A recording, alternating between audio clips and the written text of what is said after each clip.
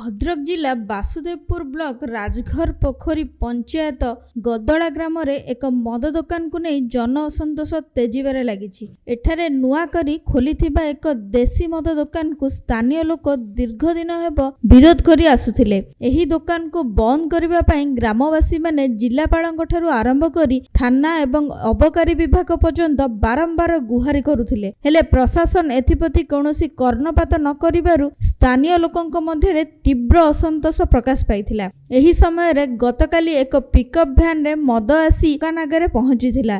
यह देखि शताधिक महिला पुरुष और स्वयं सहायक गोष्ठी सदस्य माने सेठारे एकाठी होइथिले। आमे मद काउंटर करिया पई प्रथमरु विरोध करछु। एठी गाँ मझिरे स्त्री लोक झियो चलाचल करछन्ती, पिला माने भी स्कूल जाउछन्ती। ए बाटे हमर झियो छुआ माने स्कूल जाउछन्ती, सेति पई एठी विरोध करा होउची। एठी मद काउंटर न हो। ए मद काउंटर तो तांकु मना करा हैतिला बारंबार करिया पई मास हैला तांकु बंद करा हैतिला। मना कला भितर से मद काउंटर करछु। उत्तक्त ग्रामवासी मद दुकान रो गेट रे ताला पकाइबा सह मद दुकान को अटक रखिथिले।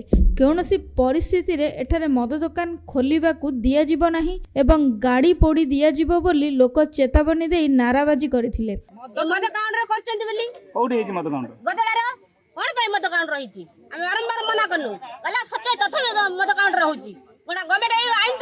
खबर पाई नायकाणी डीह पुलिस और अबकारी विभाग अधिकारी तुरंत घटनास्थल रे पहुंची उत्तक्त लोकन को बुझासुझा करथिले। शेषरे प्रशासन लोकन को सम्मुख रे मद गाड़ी को सेठारु फेराई नैथिला एवं भविष्यत रे सेठारे मद दुकान खोला जिवो नाही बोली प्रतिश्रुति देइथिले। भद्रकरू आनंद प्रसाद राउत को रिपोर्ट एनटीवी।